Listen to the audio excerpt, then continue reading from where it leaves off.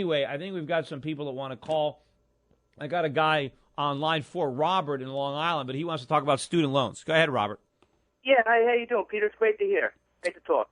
Yeah, I was just listening before. Actually, I recommended to a friend of mine, because he's got a bunch of student loans, to listen to the show, and just happened to be yesterday's show, we had somebody about student loans, just coincidentally. Mm-hmm. So when he was telling me, actually, there's a comment about he's from the former Armenia, which is a part of the old former Soviet Union.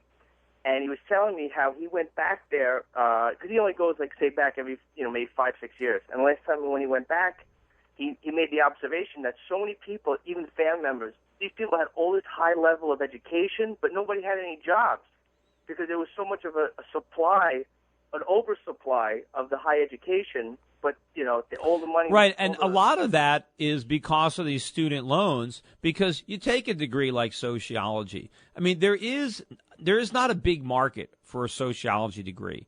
And the only reason that so many people pursue these majors is because the government is paying for it, right? If they actually had to spend their own money, they wouldn't major in sociology. They would major in something practical, or they would skip college.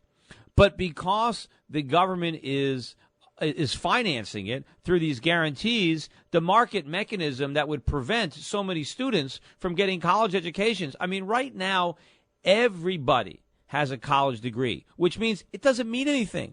If you want to differentiate yourself now, you need a master's, you need a PhD. I mean, there was a time in this country when a high school diploma meant something. If you finished high school, that's all you needed. I mean, most jobs, if you had a high school degree, you were golden. And in fact, today, I would argue that 50 years ago, the typical high school graduate had a better education than today's college graduate. If you could take the high school graduate from 1950 and bring him forward in time, and you gave him a math test, I bet he'd do better than our college graduates today. If you gave him a test in English, I bet he'd do better. If you gave him a test in geography, I bet he'd do better. He'd probably even do better in history, even though he didn't know what happened for the last 50 years. He'd still. So, I mean, it's all ridiculous. All we're doing is keeping kids in school until they're, in their mid-20s, and we're racking up these huge debts. It doesn't benefit the students. It just benefits the educational bureaucracy that has grown up around all this aid.